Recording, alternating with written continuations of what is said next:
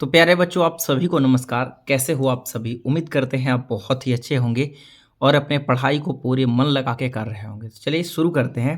आज के इस वीडियो में मैं क्लास 10 एक्सरसाइज 3.2 का क्वेश्चन नंबर 1 एवं 2 को बिल्कुल बेहतर तरीके से बताने वाला हूं। तो चलिए शुरू कर लेते हैं। प्रश्न है, निम्न समस्याओं के रैखिक समीकरण युग्म बनाइए तथा उनके ग्राफीय विधि से हल करें। ठीक है, पहले है कि कक्षा 10 के यानी कक्षा 10 के 10 विद्यार्थियों ने गणित की पहेली प्रतियोगिता में भाग लिया।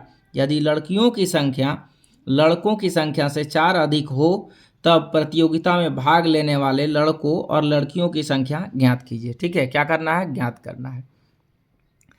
तो अब इसको सॉल्व करते हैं। देखिए, सबसे पहले क्या करना है कि इसमें मानना पड़ेगा। माना कि लड़कियों की संख्या x और लड़कों की संख्या y। आप ऐसा भी मान सकते हैं, लड़कों की संख्या x और लड़कियों की संख्या y। किसी को भी कहीं पे भी मान सकते हैं, कोई दिक्कत नहीं है। प्रश्न में बोला गया है कि 10 विद्यार्थियों ने भाग लिया, उसमें लड़का और लड़की दोनों शामिल है। तो x प्लस वाई बराबर क्या हो जाएगा? 10, समीकरण 1। अगेन बोला गया है कि इसमें यदि लड़कियों की संख्या क्या है? x। तो x जो है वो y से यानी लड़कों की संख्या से 4 अधिक है, ये अधिक है। तो क्या करना पड़ेगा? इसमें जोड़ना पड़ेगा 4, तभी जाके इसके बराबर आएगा। तो क्या हो जाएगा? x प्लस वाई इधर आएगा तो minus Y. X minus Y बराबर क्या होगा? 4, समीकरण 2। ठीक है, समीकरण 1 एवं 2 को जोड़ने पर लिखेंगे। अब क्या लिखेंगे? समीकरण 1 एवं 2 को जोड़ने पर। देखिए, समीकरण 1 एवं 2 को जोड़ने पर लिखने से क्या फायदा होगा? x प्लस वाई बराबर 10, एक्स माइनस वाई बराबर 4।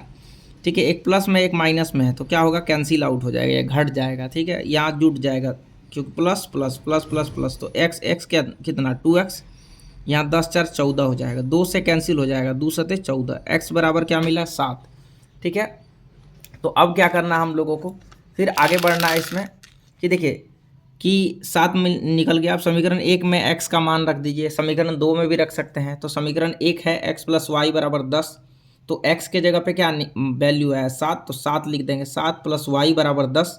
तो y बराबर क्या हो जाएगा? 10 प्लस 7 बराबर के इधर आएगा तो -7। तो y बराबर क्या मिला? 3। समीकरण 1 को हल करने पर देखिए x का मान 7 और y का मान 3, यानी लड़कियों की संख्या क्या हो गया? 7 और लड़कों की संख्या 3। अब हमें क्या करना है? ग्राफीय विधि से भी हल करना है। तो ग्राफीय विधि से हल करने के लिए क्या करेंगे? अब समीकरण 1 को हल करेंगे। समीकरण 1 को हल करने पर समीकरण 1 है, यही है, x प्लस वाई बराबर 10। तो x बराबर क्या हो जाएगा? 10 प्लस वाई को उधर भेज दीजिए, है ना। तो क्या मिलेगा? 10 माइनस वाई। तो एट वाई बराबर अपने मन से वैल्यू को रखना होता है, तो हम क्या मान लेंगे? 5। तो x बराबर क्या हो जाएगा? 10 और माइनस वाई के जगह पे रखेंगे 5। तो 10 में से 5 घटेगा 5।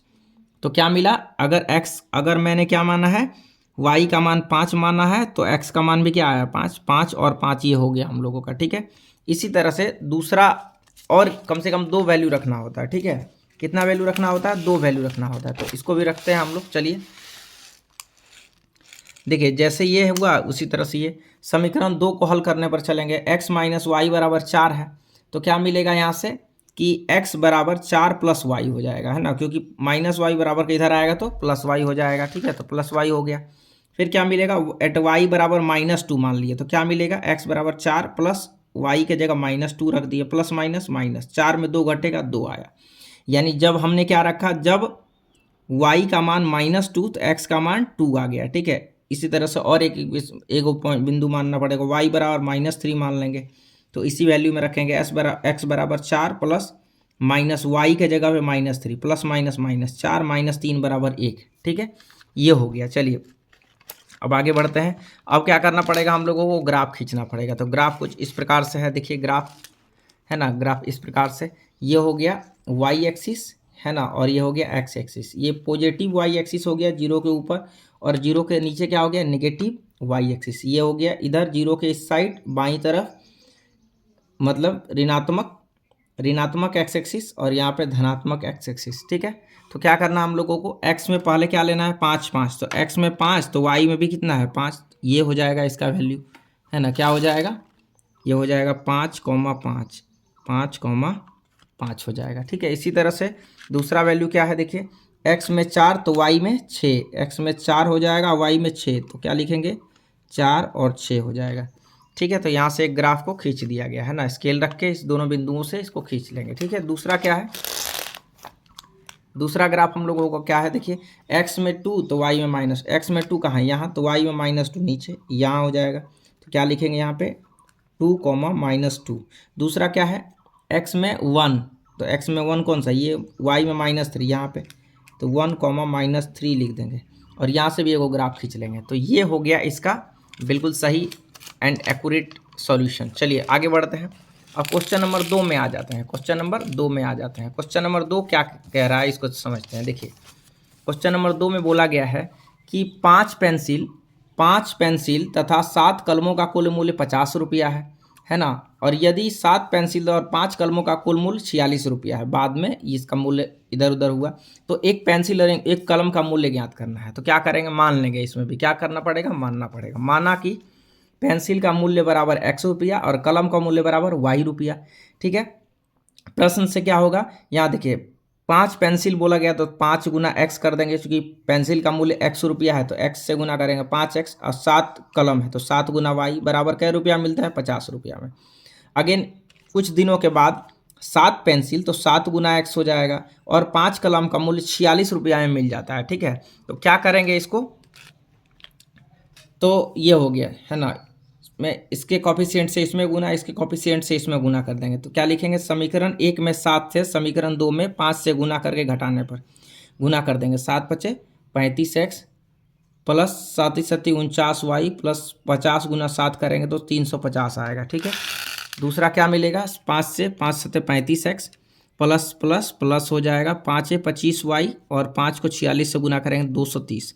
इसका चिन्ह बदल जाएगा क्योंकि घटाने पे लिखे हैं, तो इसका प्लस है तो माइनस हो जाएगा, प्लस है तो माइनस माइनस, ये कैंसिल, एक प्लस में एक माइनस में। इसका चिन्ह ये नहीं, ये है, इसका चिन्ह प्लस नहीं बल्कि माइनस है, तो ये भी घट जाएगा, प्लस माइनस माइनस। देखिए 49y में माइनस 25y घटेगा तो 24y, इसमें से 350 में 230 घटेगा तो 120 बचेगा। तो y बराबर 120/24 गुना कर रहा है, इधर आके भाग, 24 पंचे 120, 5 आ गया।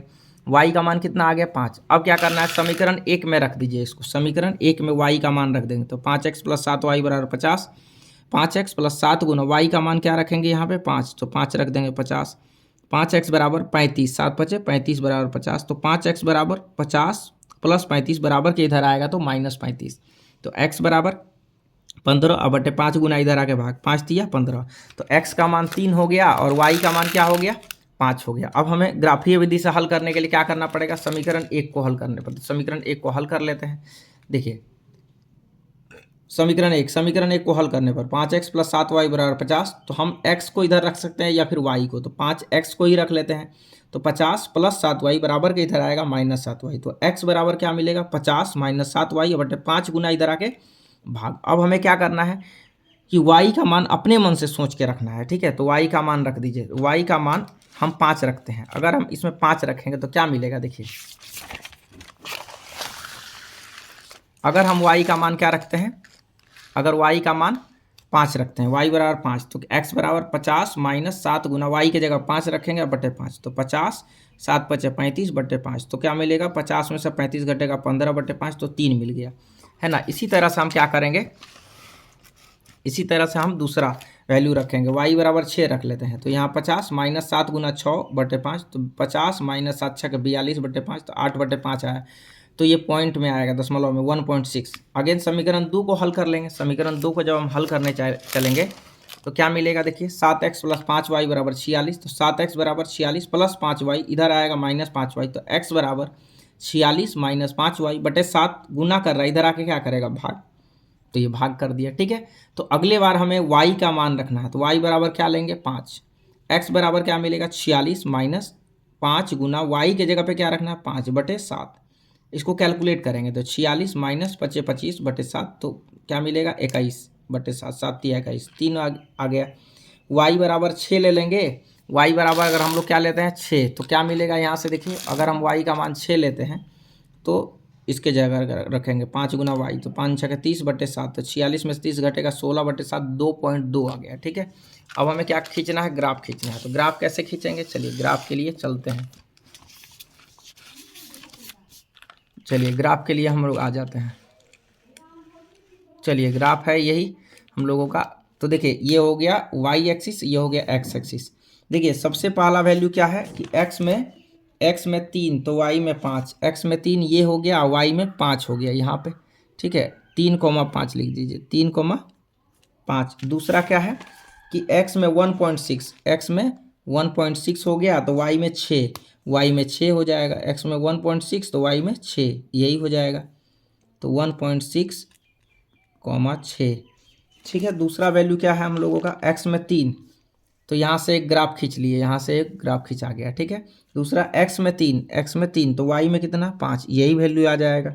फिर दूसरा एक्स में 2.2, 2.2 यहाँ हो जाएगा तो वाई में कितना 6, इसी के सामने ऊपर, तो यहाँ क्या लिखेंगे 2.2 और कितना 6, तो यहाँ से एक दूसरा ग्राफ खींचा गया। तो यही इसका बिल्कुल बेहतर तरीके का सॉल्यूशन हो गया। उम्मीद करते हैं ये वीडियो आप सभी को बहुत पसंद आई होगी। अगर आपको ये सभी चीज़ें समझ में आ रही है तो चैनल को सब्सक्राइब जरूर करें और बेल आइकन को प्रेस जरूर कर लीजिए, जिससे लेटेस्ट आने वाले वीडियोज़ की नोटिफिकेशन आपको सबसे पहले मिल पाए।